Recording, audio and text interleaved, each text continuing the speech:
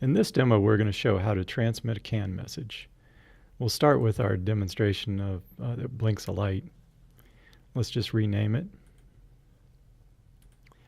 So the first thing we need to do is add a CAN database definition block.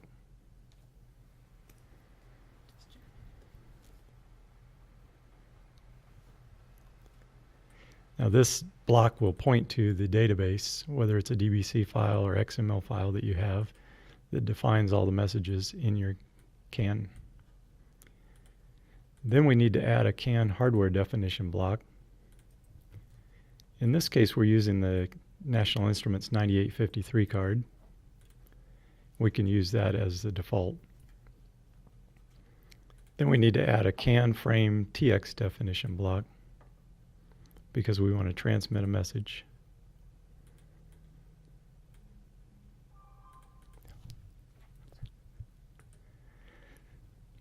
So now we have to select the database, and then that will populate the frame name list from all of the frames that are available in that database. Once that list is populated, you'll be able to select the frame name from the drop-down list. In this case, let's transmit a EEC1 message, and then we associate that with a frame tag. So we'll just call this EEC1.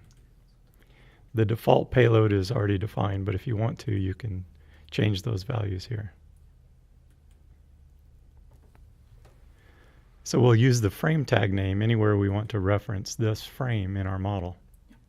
So now we can add a CAN write block.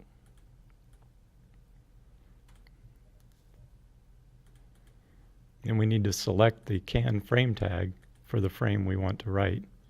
And this will populate the list on the drop-down list to show all of the signal names for that frame. So we'll choose engine speed.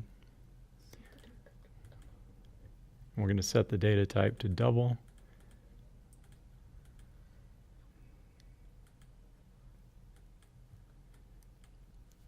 So now we can transmit RPM. So we're just going to use a constant and transmit that as our RPM value for this demonstration.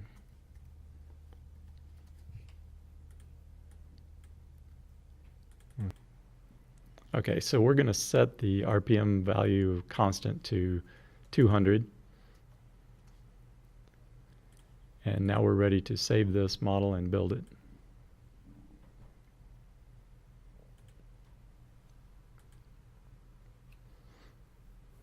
And this will automatically deploy to the hardware, and we can show this message being transmitted.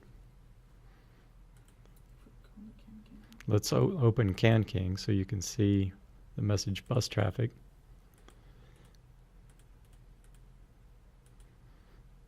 And now we see our EEC1 message, and the data 640 is actually the RPM value for that frame. And that's our 200 scaled in RPM units. So now we can go to our calibration tool just to kind of prove this out. So let's go ahead and connect that to our A2L file that we just generated.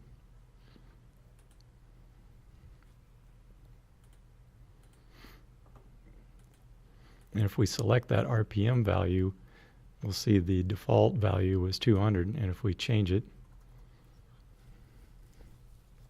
to 400, now we go back to CanKing and you'll see that the value has changed to C80, which is twice what it was. So that's how simple it is to transmit CAN messages in your model.